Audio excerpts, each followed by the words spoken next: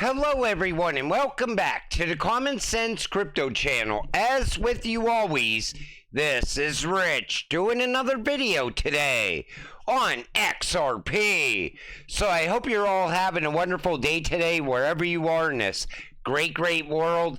We're going to talk about XRP, and once again, this is the one-day chart. We're sitting here just above 51 cents. We actually dipped down below 50 cents earlier today, and people were acting like the sky was falling on XRP, but we're following the rest of the market right now. XRP, this is the bottom, and you're scared. That's exactly why it is the bottom. You know why I don't do TA? Because you can never call this market 100%. Some people get lucky sometimes. But people always say as XRP's dipping, this is the bottom, then it drops more. This is the bottom, then it drops even more. This is absolutely the bottom, and then it drops once again. One thing I do know, though, is at some point, XRP is absolutely going to blast off, and you want to be holding when that happens. And you know, a lot of people right now are still fudding around XRP, so I wanted to point this out. Since Ripple's, XRP's inception, there have been paid fudders. This is a reminder that not everyone in our ecosystem is here to help us succeed. Now, even back in 2013, people were saying I was offered $550 to say that Ripple is a scam. You know what's ironic about that? Right now, when people FUD on XRP, they always say XRP is a scam or Ripple is a scam. That's what makes me believe that there's people still getting paid to FUD on XRP. And I think that money comes from Bitcoin maxis because they're the people that are most afraid of XRP. You should have sold crypto. I wish I had kept my 1,700 Bitcoin at 6 cents instead of selling them at 30 cents, now that they're $8. The same thing's going to happen for XRP. People are going to sell at, some people probably sold on this dip. And later we're going to see XRP break $1 and people are going to sell. Then it's going to break $2 and people are going to sell. Then it's going to soar past its all-time high, and people are still going to sell along the way. The one thing that scares me the most about being an XRP investor is selling too soon. Because when you're invested in something like XRP that has a ton of utility behind it and use case, it's hard to call the top. And I'm never going to sell all my XRP. But people keep saying in the comment section, how am I going to know when it's the right price, right time to sell at certain prices? Well, you got to look at the narrative that's happening at the same time. The way people are talking about XRP. You also got to look at real world events that are playing out when that time comes as well. That will give you a better idea on whether or not the top is in. But like I said, I'm only going to take 10% profit in this next run-up. The test was Bitcoin. The distraction was Ethereum. Soon you will realize that it's not Bitcoin or Ethereum that will make you rich, but XRP. A lot of people are going to get very rich off their XRP holdings. And a lot of people from then on will only see XRP. The same thing happened with the Bitcoin maxis. They got rich off of Bitcoin. That's why they only believe in Bitcoin now. And the same will happen with XRP holders. But I always tell you, you know, diversify. Stick to utility and use case, but diversify. Buy some XLM, XDC, HBAR. Nexera is another one I really like. Casper. But there's a lot of cryptocurrencies out there with use case and utility. The reason I don't like Bitcoin is because I don't see any value in it. It's just hype to me. Gemini Exchange announces perpetual futures derivative contracts for XRP. Remember what was just stated days ago about what it will take to reach an XRP ETF in the United States. First, there will be a futures derivative. Then a spot derivative can happen. derivatives are green lighted. You know, I cannot believe it that people still, on a daily basis, all they talk about is XRP ETFs.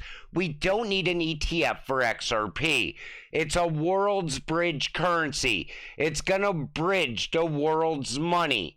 And yet people are so hyped up around ETFs. It makes no sense to me. Ripple's president, Monica Long, reveals explosive XRP adoption by U.S. banks.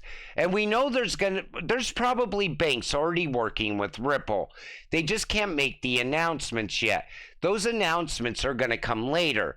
But then she goes beyond that and she starts talking about tokenization. Honestly, I still think tokenization is going to be even bigger than cross-border payments. Think about all that value sitting on the XRP ledger. And that's going to happen very fast when it starts to happen. Last year, the Department of Justice indicated a cartel member who laundered nearly $900,000 in crypto. What she doesn't want you to know is in the years prior, the cartels laundered nearly $900 million in fiat currency through HSBC.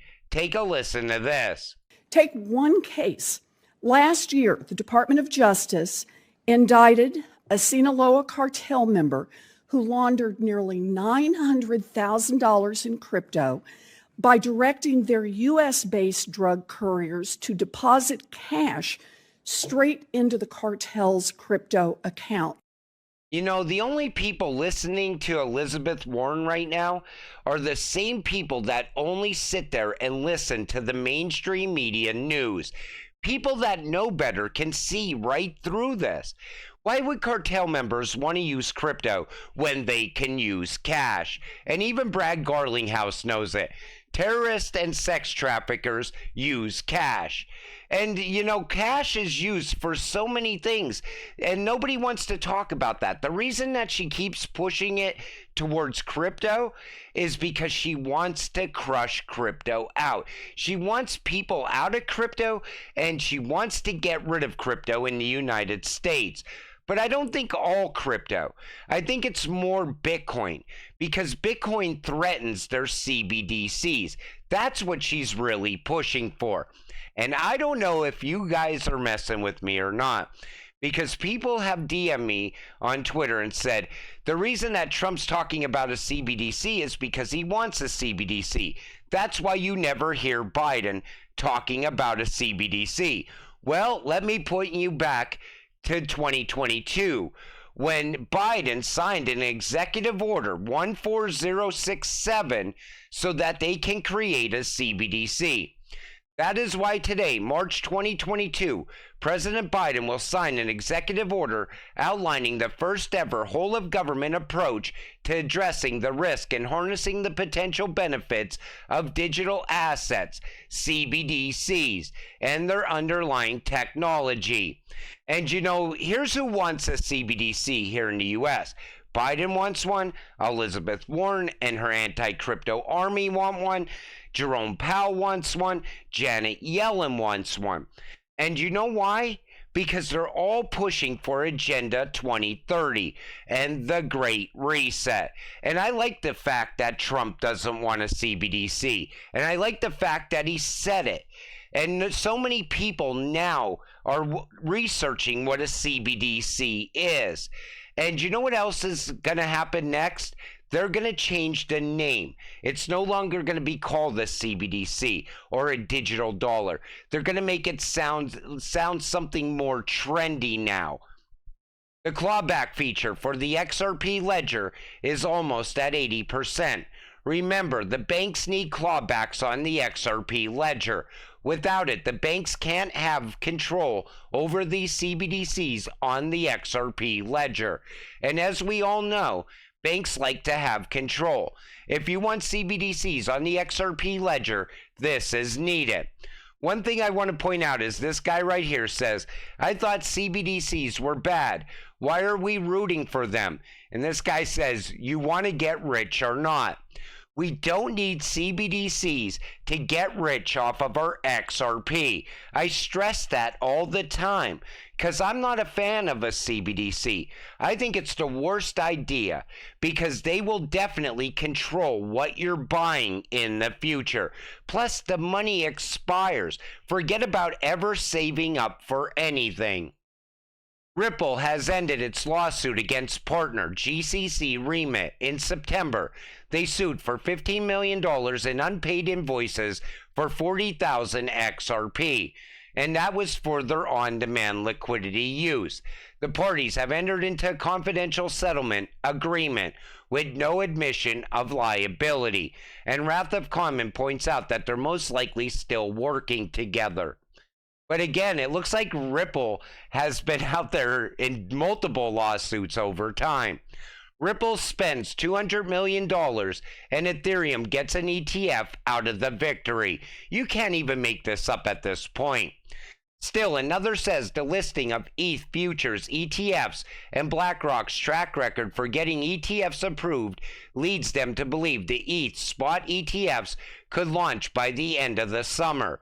When I asked whether Gensler's opaque position on the status of Ethereum as a potential security would come into play, they said the fact that the CFTC believes ETH is a commodity coupled with Ripple's partial court victory with XRP not being a security during secondary market transactions will make it an uphill battle for Gensler to take the position that most digital assets are securities going forward. So even that Ripple versus SEC case is cited in an Ethereum ETF. And that's how big that case actually was. And people still don't realize that yet. They act like it was nothing. What we got out of it so far is the fact that XRP got legal clarity. We're just waiting for that settlement to happen. And once that happens, the sky is the limit for XRP.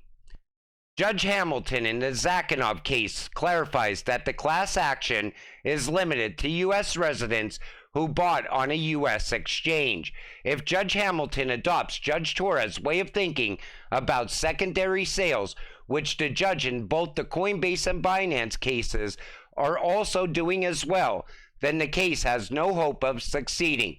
I predict that they drop the case before the end of 2025. And here's the way I look at this class action case against Ripple. Anyone who signs up for this class action should not be able to hold XRP in the future.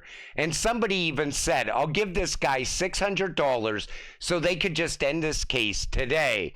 That's how frivolous people see it as. U.S. Faster Payments Council, the practicalities of cross-border payments in a faster payments world. This document is intended to look back at the history of correspondent banking and looking forward to some of the considerations, challenges, and changes financial institutions are facing in the next 12 to 24 months in their faster payments implementations, January 2024. You know, everybody wants the same thing. They want payments to be fast, cheap, and secure. They don't want to wait days for money to travel across borders. And they're done with the high fees as well. They want something better. That's why RippleNet's technology is so incredible. That's why XRP is game-changing, because it delivers on-demand liquidity. Yet people are still worried about the price of XRP right now. And you know, the way I look at this is a lot of people are getting shaken out right now as well. Because they're most likely, they got into XRP, they overinvested thinking it was going to be a get-rich-quick scheme. They found out that it isn't, and now they're selling at a loss and getting out of crypto. But anybody that understands what XRP is built for, they will hold through this dip.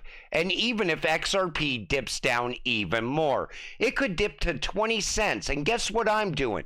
Buying more XRP. Somebody said it's going to 10 cents. I'm buying more XRP at 10 cents because I know at some point this cryptocurrency is going to blast off, and I want to be holding as much XRP as I possibly can. But until it all happens, stay patient, stay positive. Let's get rich together. With that said, I'm going to wrap up this video. I want to thank you all for watching. I appreciate all of you. I'll see you in the next one. Have a great night.